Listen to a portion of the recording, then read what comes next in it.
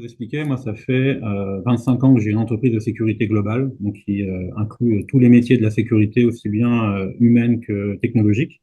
Et donc, en 2020-21, donc un peu à la fin du Covid, je voyais effectivement que dans mon entourage professionnel et personnel, il y avait enfin, l'agressivité, l'insécurité augmentait. Tous les ans, on voyait les chiffres du ministère de l'Intérieur comme quoi l'insécurité était grandissante. Et nous, à cette époque-là, on s'était un peu spécialisé dans mon groupe de sécurité à la protection des travailleurs isolés. C'est-à-dire qu'aujourd'hui, on fournit des devices, dont c'est des ceintures ou des badges pour les travailleurs qui sont seuls dans leur lieu de travail, parce que la loi oblige les employeurs à les équiper d'un DATI, donc un dispositif d'alerte pour travailleurs isolés.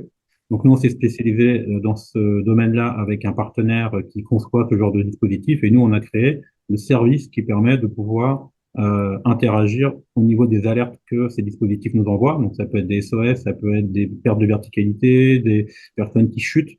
Et donc on s'est rendu compte qu'effectivement, dans les lieux du travail, en tout cas, il y avait de plus en plus de besoins pour la protection des personnes, notamment là pour le coup, c'était les travailleurs isolés. Donc moi j'avais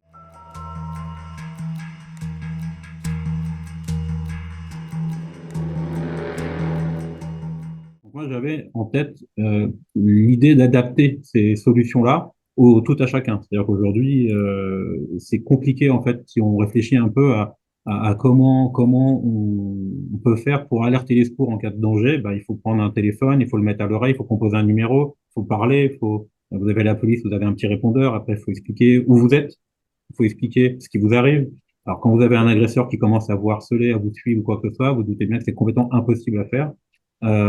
Et en plus, si vous le faites quand même, parce que bah, évidemment, quand on a besoin, on peut tenter de le faire, ça va même accélérer l'agressivité et ça va faire ce qu'on appelle une suragression. Que l'agresseur va comprendre que la personne appelle les secours et donc évidemment, il va pas apprécier. Euh,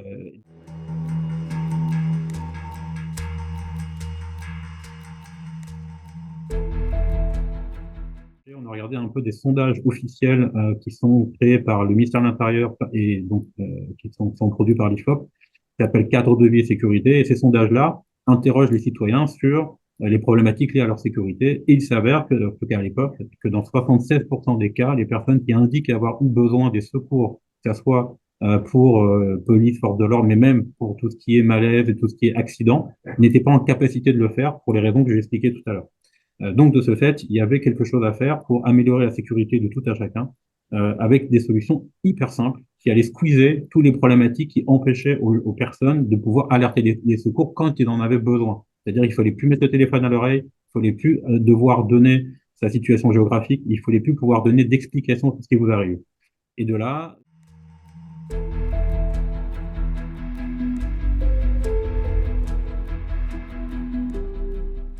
donc j'avais l'idée de pouvoir adapter les devices qu'on avait pour les travailleurs isolés pour tout à chacun. Et dans une autre activité qui n'a rien à voir avec mon métier, mais qui est liée à la sécurité que je pratique depuis 18 ans, qui est le Krav Maga. Donc c'est un sport de self-défense que je pratique depuis très longtemps. Le président, donc Jérôme Poussan, qui est le président du club, qui est le plus ancien club d'Europe d'ailleurs, là où je suis, de par le club, lui, a aussi des retours sur beaucoup de gens qui s'inscrivaient parce que justement, ils voulaient apprendre à se défendre en cas d'agression, et ça montait de manière considérable à cette époque-là. Donc, comme on est devenus amis, on a échangé ensemble sur le sujet, et lui, il m'a dit, lui, il travaille à la base dans la technologie, il est data scientist, et également dans l'intelligence artificielle. Donc lui, il est plus côté technique et techno et moi côté opérationnel.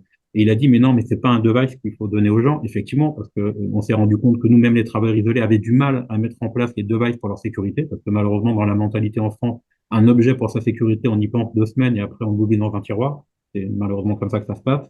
Et donc, il a dit, mais pourquoi pas faire une application mobile? Là, le téléphone.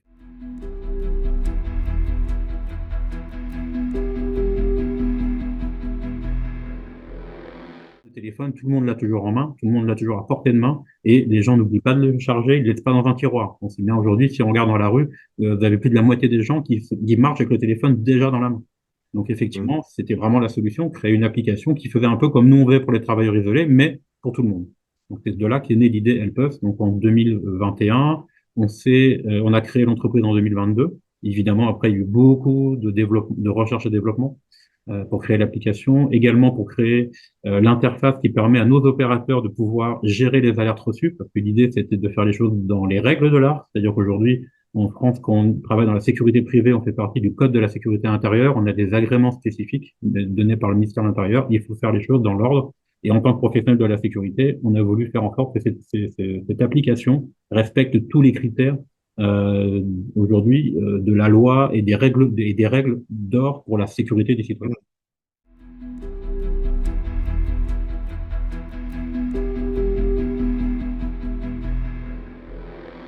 Je rebondis sur ce que vous dites sur le RGPD, ça va même plus loin que ça, parce qu'on est même au niveau validé au niveau de la CNIL également en Hmm. France. Et ça, c'est important ce que vous dites, parce qu'en fait, c'est là justement où certaines personnes ont un petit doute, c'est-à-dire qu'aujourd'hui, pour que l'application fonctionne, vous l'avez bien compris, il faut qu'on puisse localiser les personnes, pour qu'ils n'aient pas Ouais. eux-mêmes à nous dire où ils sont, il faut qu'on puisse avoir accès au micro du téléphone, parce que c'est le micro du téléphone qui va nous renseigner sur la situation, sur tous les sons environnants. C'est comme ça que les opérateurs vont comprendre ce qui se passe sans que la personne ait besoin d'expliquer spécifiquement.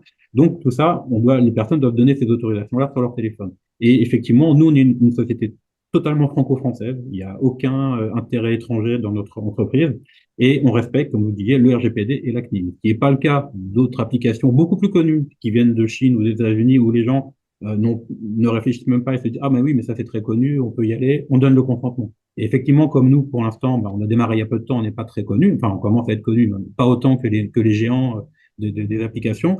Les gens ont réfléchi, non, mais on ne connaît pas, on va donner notre consentement à tous ces accès-là. Alors, ces accès, attention, qui sont accessibles par nos opérateurs que si la personne déclenche elle-même une alerte. Tant que la personne ne déclenche pas d'alerte, on n'a accès absolument à aucun renseignement du téléphone. Donc ça, c'est très important de bien signaler pour que les gens comprennent qu'il y a, en fin de compte, l'application est là pour leur sécurité et pas pour les mettre en danger, même pour tout ce qui est data. Euh,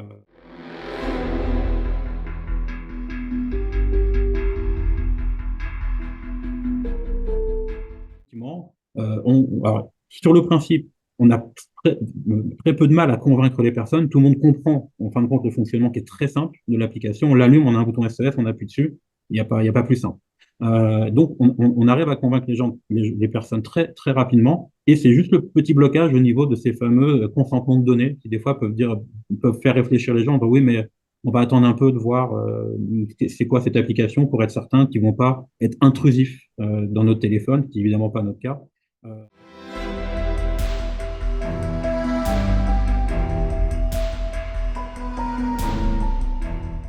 On a commencé le développement, comme je disais, en 2022.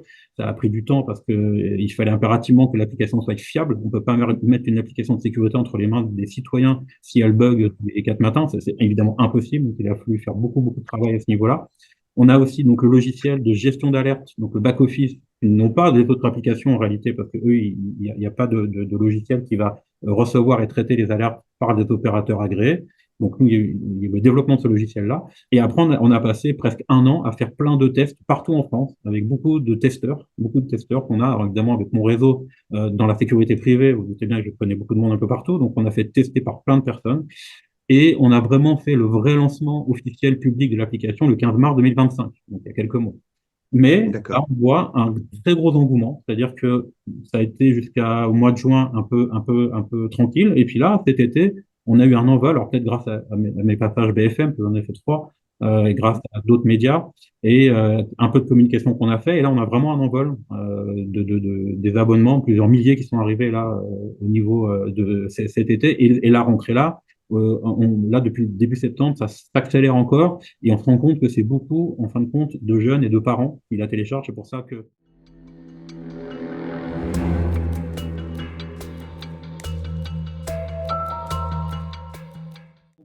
les gens ont besoin d'avoir un sentiment d'être rassurés. Et sachant qu'ils peuvent à tout moment savoir où ils sont si nécessaire et savoir qu'en plus derrière, en cas de pépin, il y a des vrais professionnels qui réagissent en moins de 30 secondes et qui vont prendre en main les éléments pour pouvoir leur envoyer les secours en direct. Ça fait même, encore une fois, c'est pas que pour les agressions, même si c'est, on va dire, le cas majeur des téléchargements, c'est les agressions, mais Hmm. aussi pour un malaise, un accident, c'est pas toujours évident de pouvoir, encore une fois, appeler les pompiers, et puis d'avoir peut-être des gens autour. Des fois, on est dans un endroit un peu isolé et c'est toujours compliqué. Donc, ça rassure.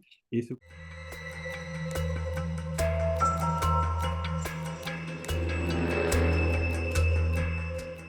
Oui, on revendique parce que c'est le cas. On a les retours du ministère de l'Intérieur avec qui, évidemment, je travaille, on travaille de manière étroite. Aujourd'hui, pour l'instant, on est la seule application de sécurité personnelle, c'est comme ça qu'on qui s'appelle, qui utilise un centre de sécurité avec des opérateurs agréés ministère de l'Intérieur. On est les seuls.